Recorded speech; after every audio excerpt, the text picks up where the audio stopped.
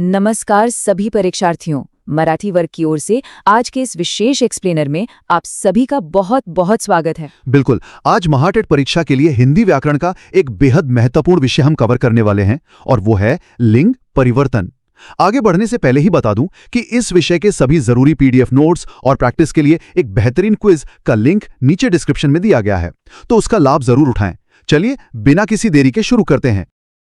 तो आज की चर्चा के मुख्य बिंदु कुछ इस प्रकार हैं।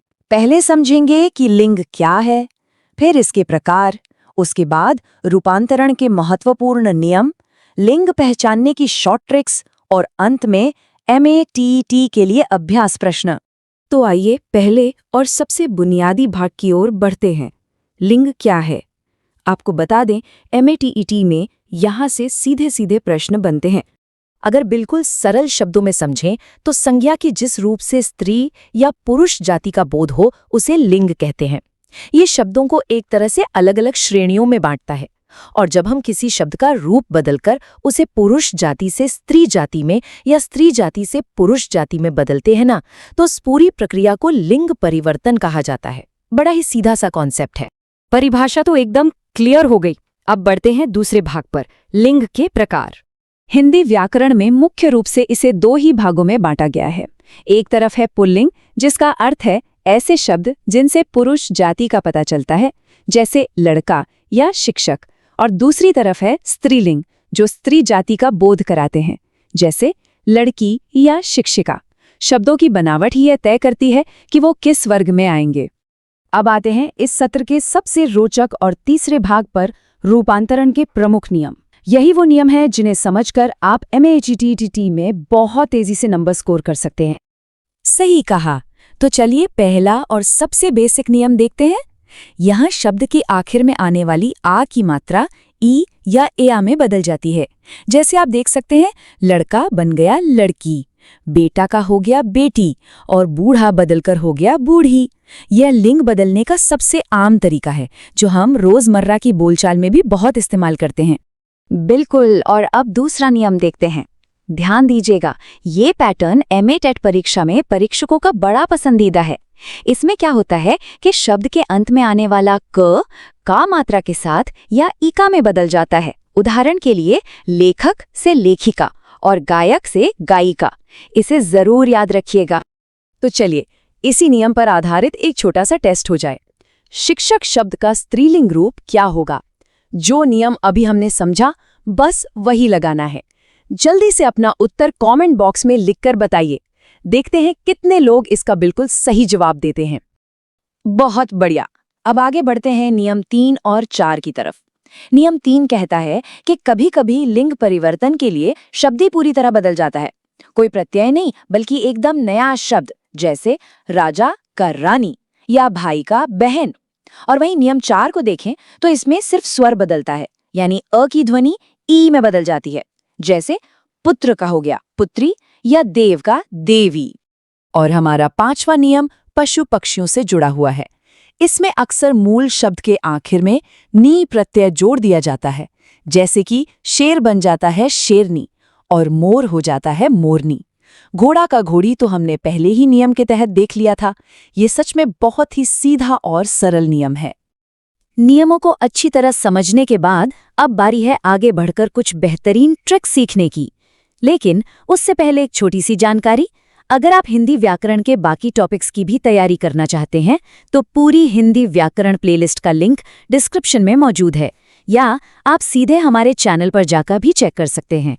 चलिए अब देखते हैं इन शॉर्ट ट्रिक्स को। तो चलिए बात करते हैं इन शब्दों को तुरंत पहचानने की शॉर्ट ट्रिक्स के बारे में। एग्जाम के उस प्रेशर वाले माहौल में ये ट्रिक्स आपका बहुत वक्त बचाएंगी।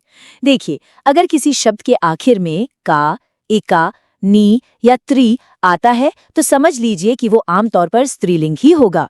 महाटेट में बार बार आने वाले शब्द देखिए, कवि का कवयित्री या अभिनेता का अभिनेत्री। वहीं पुल्लिंग शब्दों के अंत में साधारणतया आ आता है। ये छोटी सी ट्रिक आपको ऑप्शंस को जल्दी फिल्टर करने में बहुत मदद करेगी। और अब समय है हमारे आखिरी और सबसे अहम पड़ाव का, महाटैट अभ्यास प्रश्न। हम उन्हीं तर्क और विश्लेषण वाले प्रश्नों को हल करेंगे जैसे महाटैट में आते हैं। यहाँ हमारा पूरा फोकस रटने पर नहीं बल्कि लॉजिक लगाने पर होगा। पूरा ध्यान यहाँ दीजिएगा। पहला बहुविकल्पीय प्रश्न अब आपके सामने है। गायक का स्त्रीलिंग रूप क्या होगा? विकल्प है ए गायिका, बी गायकी, सी गाई या डी गायन। अभी थोड़ी देर पहले ही हमने क को इका में बदलने वाला नियम पढ़ा था, याद है ना? बस वही नियम यहाँ लगाइए। और इसका बिल्कुल सही उत्तर है विकल्प ए गायिका। लॉजिक बेहद स्पष्ट है। पुल्लिंग शब्द गायक में जो आखिर का क है वो स्त्रीलिंग बनाते समय ई का प्रत्यय में बदल जाता है। देखा, नियमों को समझने के बाद सही उत्तर तक पहुंचना कितना आसान हो जाता है। चलिए दूसरे प्रश्न की ओर बढ़ते हैं। प्रश्न है, निम्न में से कौन सा शब्द स्त्रीलिंग है? विकल्प देखिए, ए लेखक, बी सेवक, सी नायिका और डी विद्यार्थी। अभी जो शॉर्ट ट्रिक्स हमने सीखी थी उन्हें याद कीजिए और सही विकल्प को पहचानने की कोशिश कीजिए। एकदम सही सोचा आपने, उत्तर है विकल्प सी नायिका। हमने शॉर्ट ट्रिक वाली चर्चा में देखा था कि जिन शब्दों के अंत में इका लगता है वो आमतौर पर स्त्रीलिंग होते हैं। इसी कारण से लेखक, सेवक और विद्यार्थी पुल्लिंग है, जबकि नायिका शब्द सीधे तौर पर स्त्री जाति का बोध करा रहा है। अब सामने है हमारा तीसरा और अंतिम प्रश्न, जो थोड़ा सा रिवर्स लॉजिक पर आधारित है। प्रश्न है, शेरनी का पुल्लिंग रूप क्या होगा? विकल्प है ए शेर, बी शेरा, सी शेरक, डी शेरिका।